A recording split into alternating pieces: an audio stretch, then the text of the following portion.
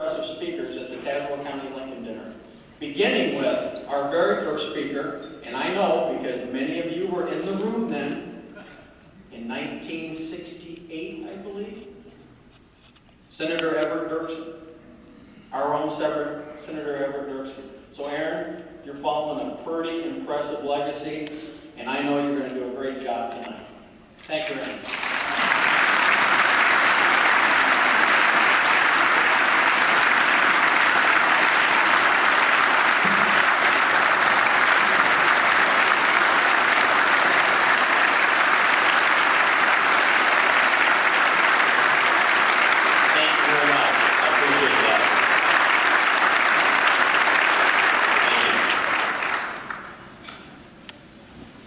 Well, Stu, for my sake, I hope you don't have a new congressman next year.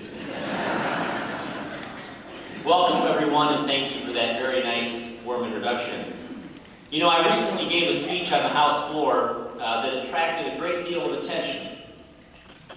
I've been hearing, as I think many of you are hearing our president, Barack Obama, quoting Abraham Lincoln, the founder of our party, almost to the point of seeming to try and wholly appropriate Abraham Lincoln to justify his plans and policies. So in the opportunity I had to speak on the House floor, I decided to quote Lincoln myself. And since the 6 counties that Abraham Lincoln represented while he was in Congress are wholly within the 18th district, I felt that I was qualified to do so. I concluded my speech on the so-called economic stimulus package by saying this: Abraham Lincoln said that what kills a skunk is the publicity it brings itself. And perhaps that is the haste by which this bill is being brought before the House today.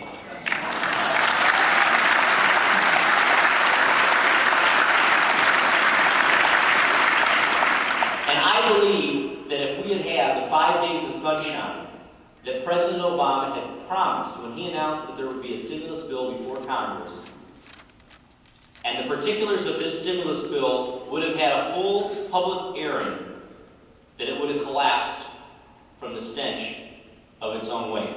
Speaker Pelosi ran the stimulus bill through the House. In fact, the text of the bill was finally made available to all of us on Thursday night at 11 p.m., and we began debating this bill at 10 a.m. the next morning. So, that skunk, the stimulus bill, was not allowed a full airing, which in my opinion would have killed it. The stink was only in the final stages, the beginning stages, by the time we all had to vote on it.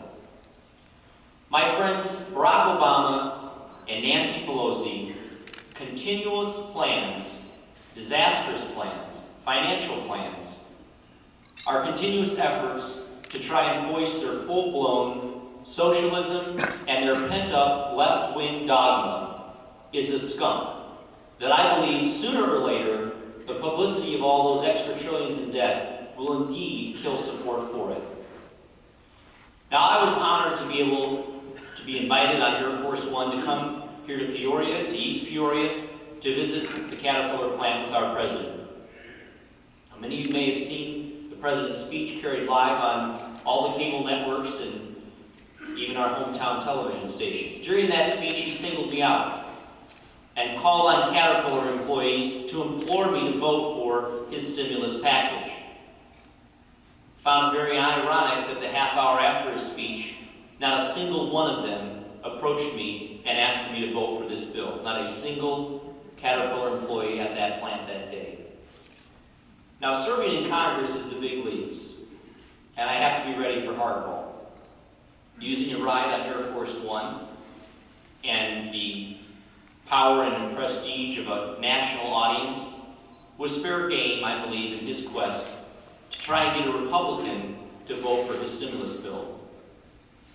I often think maybe all the president's men thought that the young to be relearned in America. And we need to get away from the notion that government has all the answers. If government researchers spend trillions, much of it will be in theory only, with no commercial applications.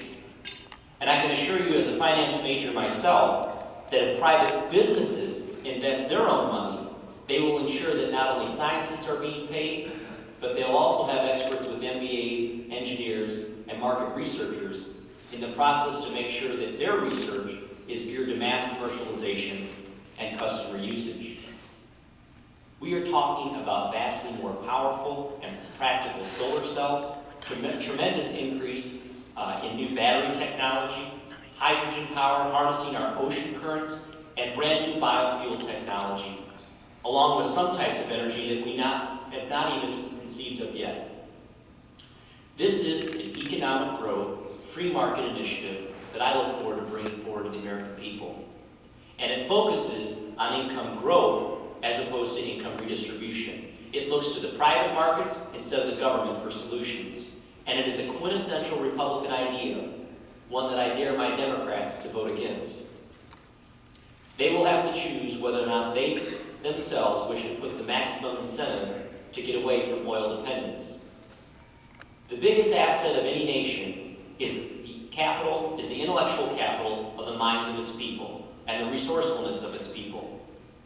If given an open society and an ability to compete and excel, the human mind can conceive of solutions to every problem that we face. Human beings are a resource, not a burden. Only bad economic policies are a burden.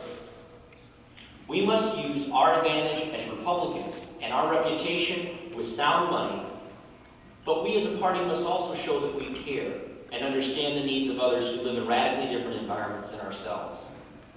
Because when Republicans show heart, combined with our common sense, we trump anything the Democrats have to offer. Now, I mentioned we've been knocked down in several elections in a row. The question now for us all is, do we act timid and seek minor gains, or do we get back up and dare to be great again? The Democrats are never able to keep us down. Only we as a party and individual voters can do that. I believe that the principles that we all share merit us getting back up and fighting with all we've got to prevail once again here in Illinois.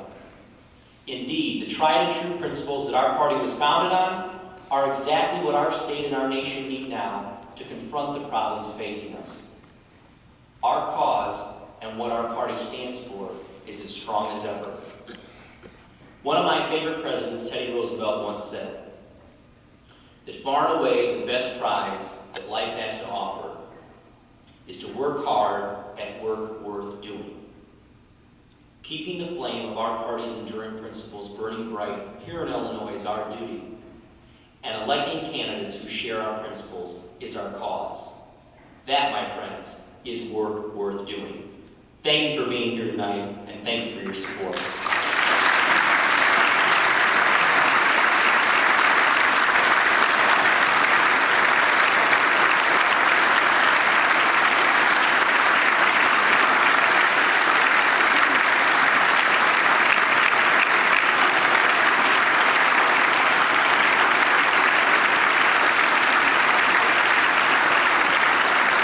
And now, Aaron, on behalf of the Tazewell County Republican Party, you have done a splendid job in following the legacy of great keynote speakers at this dinner, and we have a plaque here in our appreciation and gratitude for what you have done here tonight. Thank you very much, Aaron.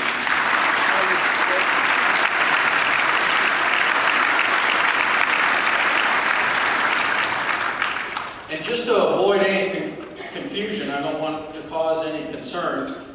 Even though my wife and I have sat on different sides of the podium tonight, she's a finance major also, and I thought she'd feel more comfortable sitting next to a finance major. So thank you, Valerie, for doing that for us tonight.